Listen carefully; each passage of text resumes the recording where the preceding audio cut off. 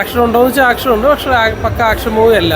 മാധവനെ കണ്ടിട്ട് എന്താണ് പ്രതീക്ഷ വന്നത്? ഇപ്പം ഒരു അങ്ങനെ മൊത്തത്തിൽ നോക്കിയാൽ പിന്നെ നമ്മൾ ഇത് സിനിമയിലേക്ക് എത്തിക്കാനുള്ള ഒരു പ്രധാന ഘടകം സുരേഷ് ഗോപിയെ കഴിഞ്ഞാൽ ഈ സിനിമയെക്കുറിച്ചുള്ള ഒരു വിവാദം, അതായത് ഇപ്പോൾ അത് എന്തിനായിരുന്നു ഇപ്പോൾ ഈ കാണുമ്പോൾ നമ്മൾ വണ്ടറടിക്കുകയാണ്. അത് ആ സിനിമയിൽ ചില സീനുകളിൽ ജാനകി എന്നുള്ള പേര് യൂസ് ചെയ്യുന്നുണ്ട്, ചില സീനുകളിൽ മ്യൂട്ട് ചെയ്യുന്നുണ്ട്, ചില സീനുകളിൽ മ്യൂട്ട് ചെയ്യുന്നില്ല.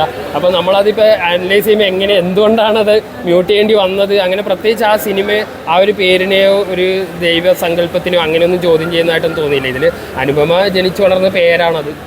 അതിനപ്പുറം ആ സിനിമയ്ക്ക് ആ പേരിനൊരു വിവാദമാകാനുള്ള കുറേ എലിമെന്റ്സ് ഇതിനകത്തുണ്ട്, കുറേ കാര്യങ്ങൾ പറയുന്നുണ്ട് വിവാദമാകാനുള്ള. അത് സർക്കാരിനെതിരായിട്ടുള്ള കുറേ വിവാദങ്ങൾ ഇതിനകത്തുണ്ട് കേട്ടോ. ഏതായാലും കുറേ അടുത്ത നാളത്തേക്കുള്ള വിവാദം ഇതായിരിക്കും.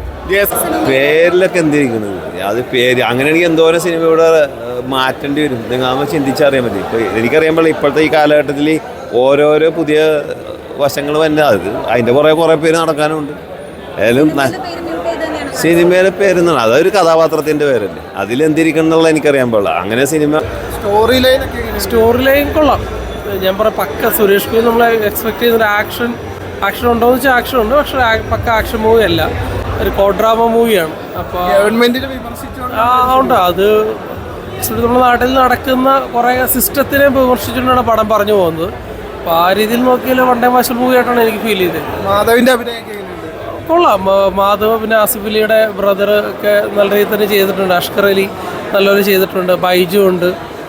വന്നിരിക്കുന്ന ആൾക്കാരെല്ലാവരും നല്ല രീതിയിൽ തന്നെയാണ് പടത്തിൽ അഭിനയിച്ചേക്കുന്നത്. ഇതിൻ്റെ ആവശ്യം എന്തായിരുന്നു തന്നെ തോന്നിപ്പോയി സിനിമ കണ്ടപ്പോൾ. മൊത്തത്തിൽ ഒരു ആവറേജ് അനുഭവമാണ് സിനിമ. അത്യാവശ്യം പിന്നെ അച്ഛൻ മോൻ കോമ്പിനേഷൻ കുഴപ്പമുണ്ടായില്ല. ഓവറോൾ ഒരു ആവറേജ് മൂവി. മാധവനെ കണ്ടിട്ട് എന്താണ് പ്രതീക്ഷ വന്നത്? ഇപ്പം ഒരു സൂപ്പർ സ്റ്റാർ സാധ്യത മേ ബി ബെറ്റർ ആവുമായിരിക്കും. എന്തായാലും